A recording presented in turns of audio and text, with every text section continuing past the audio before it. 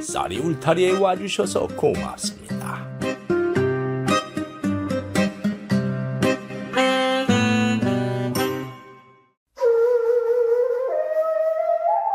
이번 이야기는 첫날 밤에 사라진 신부에 대한 이야기입니다. 도대체 무슨 일이 있었길래 신부가 사라졌을까요? 그 가슴 절절한 사연 이야기 시작하겠습니다. 옛날 어느 고을에 이참봉이 살고 있었습니다. 이참봉에게는 외아들 동수 도령이 있었는데 동수의 혼기가 차서 건너 고을에 살고 있는 선아라는 처녀와 혼인을 하였습니다. 예로부터 혼례를 신부 집에서 하는 것을 속례라고 하고 신랑 집에서 하는 것을 고례라고 하는데 신부의 집이 혼례를 치르기 어려운 살림이라 이참봉은 신랑 집에서 결혼을 하는 고례로 하기로 했습니다. 신랑 신부가 맞절을 하고 있네요.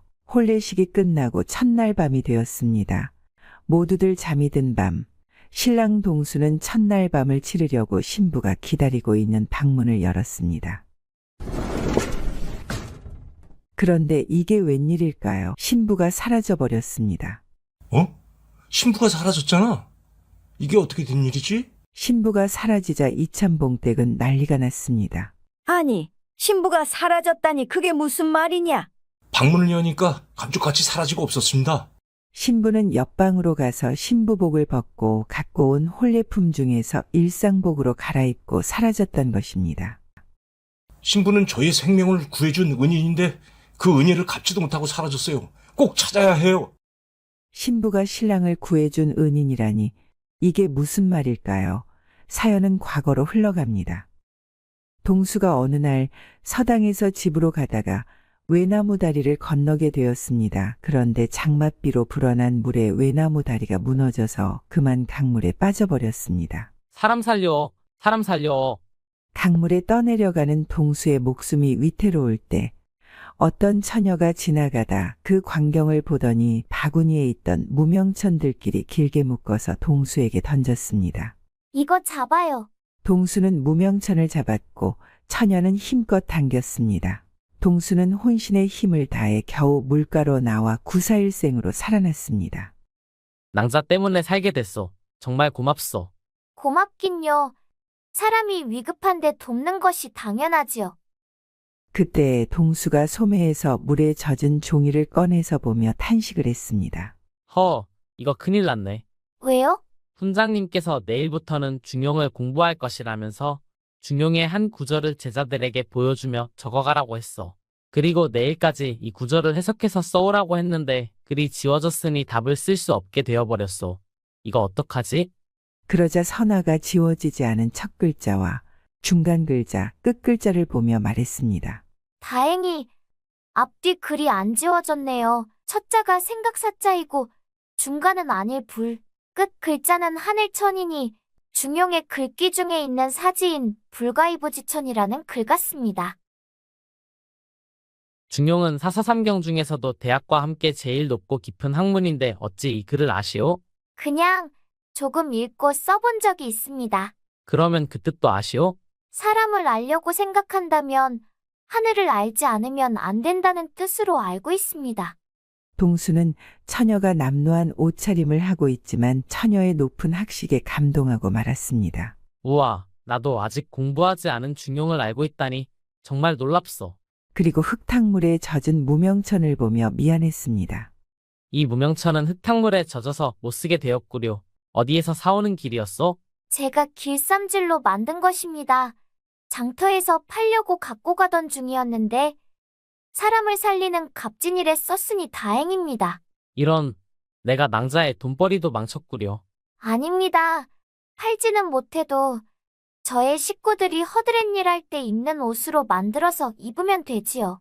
그래도 이건 도리가 아니오. 낭자의 이름이라도 알려주시오. 이 은혜는 꼭 갚겠소. 괜찮습니다. 그럼 소녀는 이만. 처녀는 그 말을 남기고 총총히 사라졌습니다. 낭자. 동수는 집으로 가자마자 중용책을 꺼내서 처녀가 말한 구절을 찾아봤습니다. 그리고 처녀가 말했던 해석이 옳았다는 것을 알고 더욱 감동했습니다. 동수는 부모님에게 그 일을 말했습니다.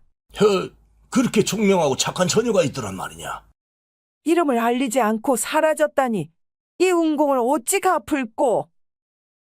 그 후 몇 년이 흐르고 동수의 혼기가 다가오자 이참봉은 혼인을 시키기로 했습니다. 이참봉은 매파를 통해서 며느리가 될 처녀를 알아보라고 했습니다.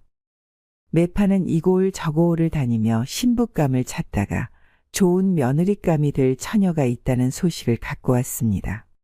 건너 고을에 살고 있는 선아라는 처녀였습니다. 매파는 선아가 마음씨도 착하고 살림도 잘한다며 칭찬했습니다. 그러나 한 가지 집안이 넉넉하지 않은 것이 걸린다고 했습니다. 살림이 어려우면 어떤가? 사람만 적으면 되지. 어서 혼담을 장사시키게. 그렇게 해서 동수와 선아의 혼례를 치르게 되었던 것입니다. 그리고 동수와 선아는 혼례식장에서 처음 봤을 때 서로 놀랐습니다. 아니, 그대는 그때 나를 구해줬던 그 낭자 아니오? 도련님? 세상에 이런 인연이 있어. 동수는 너무 놀라 혼인식이 끝난 후 부모님에게 선아에 대해서 말해 주었습니다. 이참봉 부부도 은인이 며느리로 왔다며 너무 기뻐했습니다. 그렇게 귀한 은인이 사라졌으니 신랑이 안타까워하는 것은 당연한 것이었습니다. 그 귀한 며느리가 사라지다니 이게 웬 변고냐? 어서 찾아봐라. 예. 아버님, 저는 말을 타고 처가댁으로 가보겠습니다.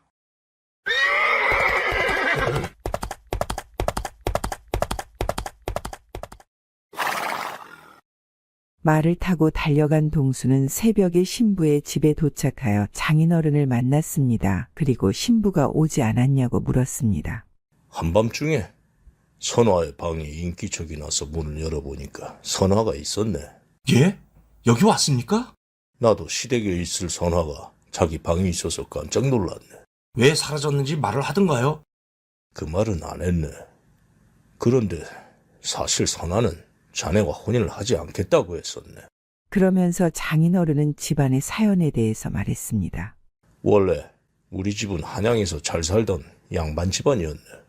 헌데 어느 날 영모에 억울하게 휘말려서 모든 재산을 몰수당하고 천민으로 몰락했지. 그래서 지금 사는 이 고을에 정착해서 농사를 짓고 살게 되었다네. 그런데 재작년 장마 때 홍수가 나서 그나마 짓던 농사까지 망치자 아버지는 빚을 얻어서 장사를 시작했습니다. 그러나 장사 수완이 없던 아버지는 그것마저도 망해서 빚을 지게 되었습니다. 그래서 그 충격으로 어머니가 몸져 눕게 되었죠. 선아는 그런 부모님을 위해서 열심히 길쌈도 하고 산나물도 캐서 장에다가 팔며 살았는데 어느 날 동수의 집에서 혼담이 왔습니다. 그러나 선아는 거절했습니다. 아버지, 저 혼인하고 싶지 않습니다. 아니, 이참봉 댁이면은 부잣집이고 인품도 좋다고 소문이 났는데 안 하겠다니 그게 무슨 말이냐? 집에 빚도 있고 어머니께서도 누워 계시는데 저 혼자 잘 살겠다고 갈 순 없어요. 네 마음은 알겠다. 허나 지금 우리 집의 상황에서 네 입이라도 들어주는 게 도움이 되는 게야. 혼례를 올리도록 해. 선아는 아버지의 말을 거역할 수 없어서 혼례를 치르기로 했던 것이었습니다. 동수는 장인어른으로부터 사연을 듣고 선아를 이해하게 되었습니다. 하지만 그렇다고 해서 첫날 밤에 사라진 것은 이해가 안 됩니다. 나도 이해가 안 되네. 그런데 자네가 오거든 주라고 하면서 서신을 남겼다네. 그리고 자기는 갈 곳이 있다며 떠났지. 서신은 선화의 방에 두었으니 읽어보게. 동수는 선아의 방에 들어가 봉투에서 서신을 꺼내 읽었습니다. 서방님, 갑자기 사라져서 정말 죄송합니다. 서신에는 선아가 그날 밤 사라질 수밖에 없었던 사연이 적혀 있었습니다. 선아의 어머니가 몸져 눕자 의원이 진맥을 한 후 100년 묵은 산삼을 먹어야 몸이 낫는다고 했습니다. 그러나 100년 묵은 산삼을 사려면 1000냥이나 되었습니다. 선아와 아버지는 어려운 살림에 절망을 할 수밖에 없었습니다. 그런데 선아가 우물가에서 다른 안악들이 하는 말을 듣게 되었습니다. 50리 떨어진 고을에 살고 있는 박첨지에 대한 소문이었습니다. 그거 들었나? 저 산속에 사는 신만이가 100년 묵은 산삼을 캤는데 워낙 돈이 급하게 필요해서 박첨지에게 반값에 팔았다는구먼. 그래? 박첨지 나리는 땡 잡았구먼. 그 말을 들은 선아는 귀가 번쩍 트이는 것 같았습니다. 그래서 하루 종일 이런저런 생각을 하다가 결심을 하고 박첨지를 찾아갔습니다. 선아는 박첨지에게 생각한 것을 말했습니다. 소인이 평생 동안 이 집에서 길쌈도 하고 바느질도 하고 가마니도 짜드리고 모든 굳은 일은 다 해드릴 테니 소인에게 그 산삼을 주시면 어떨지요? 매야? 살다 보니까 별 희한한 말을 다 듣는구나. 아무리 네가 우리 집 일을 평생 한다고 해도 산삼값 천냥이 되겠느냐? 어림덥다. 당장 나가거나. 선아는 냉정한 거절에 눈물을 흘리며 집을 나왔습니다.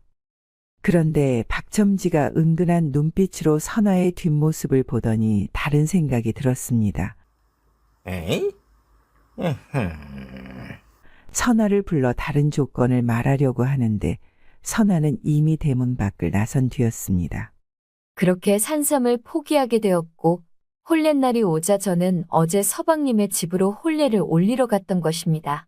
그리고 모두 잠이 든 밤 신방에서 신랑을 기다리고 있는데 박첨지 댁 참모가 문을 열고 조용히 소곤거리는 것이었습니다. 선아 씨, 나 박첨지 댁 참모유.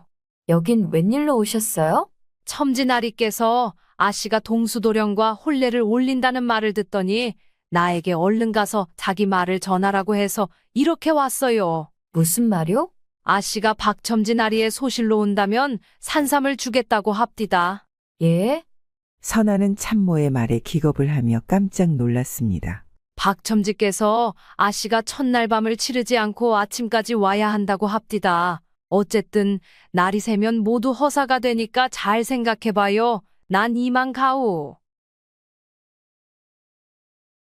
선아는 마음에도 없는 노인에게 소실로 간다는 것은 절대 있을 수 없다고 생각했습니다. 하지만 시간이 지나자 갈등이 생겼습니다. 내 몸 하나만 던지면 어머니를 살릴 수 있는데 나만 생각하는 것은 자식의 도리가 아니야. 서방님에게는 정말 죄송하지만 어머니를 살리기 위해서는 어쩔 수가 없어. 서방님, 미안해요. 절 용서해 주세요. 그렇게 결심한 선아는 신방을 나와 몰래 사라졌던 것입니다.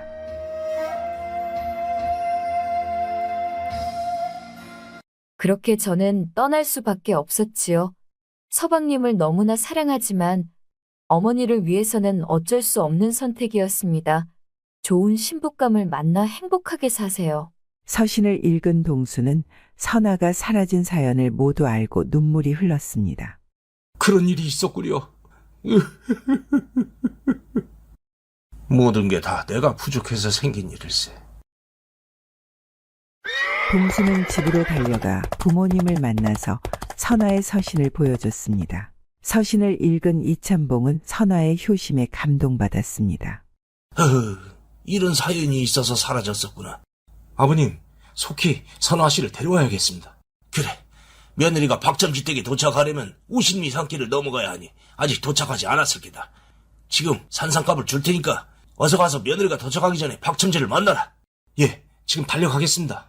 이참봉은 동수에게 그 말을 넉넉하게 주었고 동수는 그 길로 돈을 들고 말을 몰아 박첨지의 집으로 달렸습니다. 동수가 박첨지의 집 앞에 도착해서 참모에게 물어보니 선아는 아직 오지 않았다고 했습니다. 그 말에 동수가 안도하며 기다리는데 그때 선아가 지친 몸으로 나타났습니다. 서방님? 여길 어떻게? 긴 말은 나중에 합시다. 여보, 여기 산삼값을 갖고 왔소. 예? 동수는 박첨지에게 산삼을 팔라고 했고 박첨지는 천냥에 팔 수는 없다고 버텼습니다. 그래서 동수가 천냥에다 500냥을 더 준다고 하자 짠돌이 박첨지는 동수에게 산삼을 팔았습니다.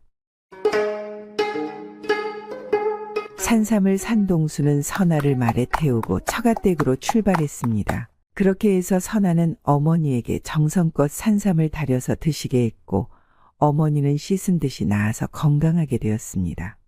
그리고 시댁으로 온 선아는 집안 살림을 열심히 해서 시부모님에게 사랑을 받았고 선아가 공부했던 학식을 동수와 함께 토론하고 나누면서 공부에 매진하도록 정성을 들였습니다. 그 결과 동수는 2년 뒤 과거급제를 했습니다.